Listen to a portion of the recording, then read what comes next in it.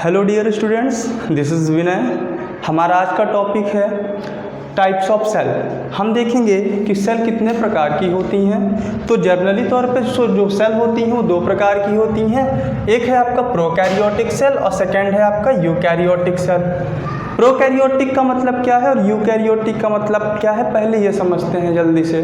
Prokaryotic का मतलब है, यहाँ पे प्रो और कैरियोटिक दो वर्ड हैं। प्रो का मतलब है प्रिमिटिव और कैरियोटिक का मतलब कैरियोन्स, और कैरियोन का मतलब होता है न्यूक्लियस। ओके, सो प्रिमिटिव न्यूक्लियस, तो प्रोकैरियोट्स का मतलब हुआ प्रिमिटिव न्यूक्लियस। सो इसी तरह से यदि हम देखेंगे, इसके कुछ कैरेक्टर्स देख लेते हैं फिर आगे बढ़ते हैं हम। तो प्रोकैरियोटिक कैरेक्टर पे हमारा जो पहला पॉइंट हो जाएगा प्रिमिटिव न्यूक्लियस। अभी प्रिमिटिव न्यूक्लियस क्या होता है, प्रिमिटिव न्यूक्लियस क्या होता है, तो इसको समझने के लिए हमको पहले बेसिक सा एक रफ आइडिया होना चाहिए किसका, सेल का, कि सेल किस तरह से होती है। तो देखिए, एक सेल हम रफली ड्रॉ करते हैं, ठीक है, एक रफली ड्रॉ कर रहे हैं सेल। इसके अंदर एक न्यूक्लियस पाया जाता है, आप लोगों को पता है। इसके अंदर एक लिक्विड फिलअप होता है जो साइटोप्लाज्म कहलाता है। इसको हम बोलते हैं ये साइटोप्लाज्म, ये आपका न्यूक्लियस है। अब अगर जो ये न्यूक्लियस ना प्रेजेंट हो तो इसके अंदर का जो जेनेटिक मटेरियल है, जो फ्लूइड है, वो क्या होगा, पूरे आपके सेल पे स्कैटर्ड हो जाएगा कंप्लीटली। तो इस कंडीशन पे ऐसी सेल जिसमें न्यूक्लियर मेम्ब्रेन नहीं पाई जाती, यानी कि ये सेपरेट नहीं रहता है, उस कंडीशन पे इसे हम क्या बोलते हैं, प्रोकैरियोटिक सेल। और ये प्रिमिटिव का मतलब एक और होता है, बहुत ही पुराना, सबसे पहला, यानी कि इस पूरे दुनिया पे जो सबसे पहला सेल बना होगा वो प्रिमिटिव सेल रहा होगा।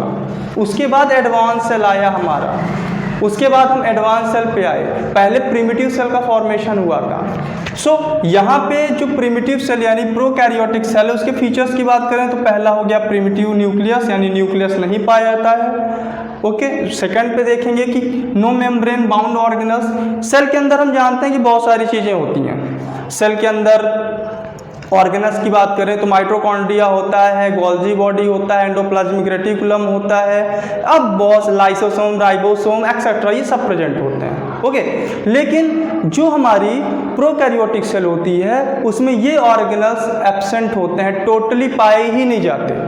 तो यहाँ पे यही चीज़ें बता सकते हैं हम कि जो प्रोकैरियोटिक सेल हैं इनमें मेम्ब्रेन बाउंड ऑर्गेनल्स एब्सेंट होते हैं। इसके बाद बात करें तो राइबोसोम कोई मेम्ब्रेन बाउंड ऑर्गेनल नहीं है, तो ये पाया जाता है, लेकिन किस टाइप का, 70S टाइप का पाया जाता है। राइबोसोम भी दो तरह से होते हैं, एक 80S होता है, एक 70S होता है। नेक्स्ट कैरेक्टर की बात करें, कुछ एग्जाम्पल्स की बात करें, ये कौन सी सेल हैं, ये कौन सी सेल हैं जो प्रोकैरियोटिक सेल के नाम से जानी जाती हैं। तो जितनी भी बैक्टीरिया, जितने भी प्रकार की बैक्टीरिया है वो सभी प्रोकैरियोटिक सेल के नाम से जानी जाती है, यानी कि all monerans all called prokaryotes. Okay, जितने भी मोनेरन्स हैं, मोनेरा किंगडम में जितने भी प्रकार की बैक्टीरिया को रखा गया है वो सभी प्रोकैरियोटिक सेल हैं। यानी कि हम जब देखेंगे क्लासिफिकेशन मोनेरा का, सॉरी किंगडम के, तो इसमें 5 किंगडम्स होते हैं टोटल। फर्स्ट है आपका मोनेरा किंगडम। तो मोनेरा किंगडम पे यूनिसेलुलर प्रोकैरियोट्स को रखा गया है, यानी एक कोशिकीय और ऐसे सेल जो प्रोकैरियोट्स होते हैं। ओके, तो इस पे एग्जाम्पल पे हम बैक्टीरिया रखे हैं, इसमें और भी आ सकते हैं, आर्की बैक्टीरिया भी है, यू बैक्टीरिया भी है। ओके, तो ये डिफरेंट टाइप के बैक्टीरिया इस पे इन्वॉल्व रहते हैं। आई होप सो आपको ये प्रोकैरियोट्स थोड़ा सा समझ में आ गया होगा। सिंपल सा मतलब है प्रोकैरियोट्स का, ऐसा सेल जिस पे न्यूक्लियस नहीं प्रेजेंट होता है, यानी कि न्यूक्लियस है ही नहीं, और साथ में बहुत वेल डेवलप कंडीशन पे नहीं है। जो सेल ऑर्गेनल्स हैं वो एब्सेंट हैं, राइबोसोम पाया जाता है, वो 70S का पाया जाता है ओनली, और इसका एग्जाम्पल है bacteria. Let's see the eukaryotic cell. हम देखेंगे कि यूकैरियोटिक सेल के क्या फीचर्स होते हैं। तो देखिए, पहले नंबर पे यूकैरियोट का मतलब क्या है, यू का मतलब है यहाँ पे एडवांस, ठीक है, एडवांस, और कैरियोटिक, कैरियोन मीन्स न्यूक्लियस। तो इस तरह से ऐसी सेल जिस पे एडवांस न्यूक्लियस पाया जाता है वो यूकैरियोटिक सेल कहलाती है। इट मीन्स अगर हम इसकी डायग्राम ड्रॉ करने की बात करें तो एक सेल है, उसके अंदर एक सेपरेटेड न्यूक्लियस है, then this is the cell membrane, और इसके अंदर जो फिलअप मटेरियल है वो आपका साइटोप्लाज्म। तो इस तरह से ये न्यूक्लियस जो प्रेजेंट है इसकी वजह से ये ट्रू न्यूक्लिएटेड या आप बोल सकते हैं यूकैरियोटिक सेल कहलाती है। इसमें नेक्स्ट जो देखें तो membrane bound organelles are present. जितने भी सेल ऑर्गेनल्स होते हैं जैसे कि mitochondria, ribosome, lysosome, Golgi body, endoplasmic reticulum etcetera, बहुत सारे ऑर्गेनल्स हैं, ये सारे प्रेजेंट होते हैं यूकैरियोटिक सेल पे। ओके, नेक्स्ट देखें जो कैरेक्टर है राइबोसोम। तो राइबोसोम जो होता है 70 और 80S दोनों टाइप का पाया जाता है यूकैरियोटिक सेल पे। चलिए एग्जाम्पल देख लेते हैं हमारे यूकैरियोटिक सेल के एग्जाम्पल्स कौन कौन से हैं। तो मोनेरा किंगडम को छोड़ के जितने भी 4 किंगडम बचते हैं वो 4 किंगडम की बात करें तो प्रोटिस्टा है, फंजाई है, प्लांटी है, एनिमिलिया है। ये चारों किंगडम पे जितने भी एनिमल्स हैं, प्लांट्स हैं, सभी यूकैरियोटिक सेल के बने होते हैं, यानी यूकैरियोटिक सेल पाई जाती है इन सारे एनिमल्स में, प्लांट्स में, फंगस में, प्रोटिस्टन्स में। प्रोटिस्टन की बात करें तो इसमें आ जाएगा आपका क्या, अमीबा हो जाएगा, paramecium, Euglena, Chlamydomonas etcetera. Fungus की बात करें तो इसमें ईस्ट हो जाएगा, सारगासम हो जाएगा, और बहुत सारे। प्लांटी में ऑल प्लांट्स हो जाएंगे जितने भी होते हैं, ट्री सब। और एनिमल्स तो आप जानते हैं मैमल जितने भी हैं, सारे मैमल, सारे बर्ड, सारे ह्यूमंस, ऑल, ये सभी में आपके यूकैरियोटिक सेल हैं, प्रेजेंट हैं। तो आई होप सो ये थोड़ा सा कॉन्सेप्ट आपका प्रोकैरियोटिक और यूकैरियोटिक सेल का क्लियर हो गया होगा। और एक टाइप है जिसको हम देख सकते हैं कि based on the number of cell in organism. यदि एक ऑर्गेनिज्म की बात करें तो उसमें हम देख सकते हैं कि सेल कितने नंबर पे प्रेजेंट है, इस पे भी हम इसको डिवाइड कर सकते हैं। तो देखें, एक होता है यूनिसेलुलर ऑर्गेनिज्म, एक होता है मल्टी सेलुलर ऑर्गेनिज्म। यूनि का मतलब ही यहाँ पे है 1। यूनि यदि हम आपको बताएं तो यूनि का मीन्स होता है 1, और मल्टी का मतलब होता है मेनी।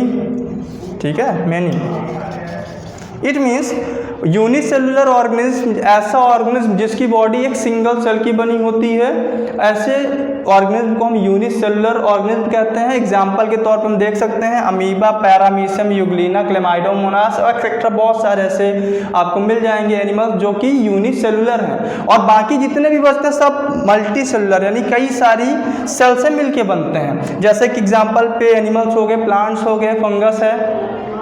कुछ एक्सेप्शन हैं ऐसे किंगडम्स में जो कि जैसे फंगस में है तो उसमें कुछ एक्सेप्शन मिल जाएंगे जो यूनिसेलुलर है।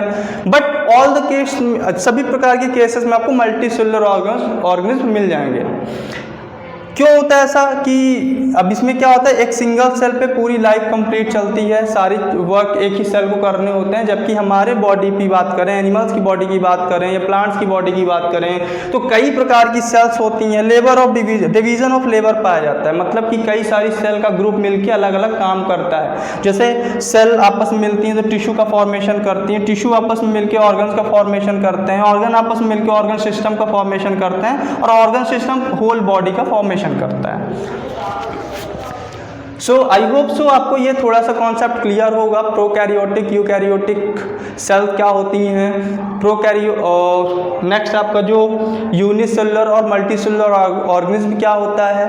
ओके, सो इसके बाद हम देखेंगे जो हमारी प्रोकैरियोटिक सेल है उसका स्ट्रक्चर, और उसके बाद हम देखेंगे यूकैरियोटिक सेल पे एनिमल सेल का स्ट्रक्चर और प्लांट सेल का स्ट्रक्चर। ओके, सो ये 3 आगे हम आने वाली वीडियोस पे इसके स्ट्रक्चर को डिस्कस करेंगे आपके साथ में। सबसे पहले हम प्रोकैरियोट्स एक सेल को डिस्कस करेंगे, after that animal and plant cell को डिस्कस करते हैं। तो आपको वीडियो पसंद आया हो तो लाइक, शेयर, कमेंट करें, और साथ में चैनल को सब्सक्राइब भी करें, बेल आइकॉन को प्रेस करना ना भूलें लेटेस्ट अपडेट के लिए। Thank you so much.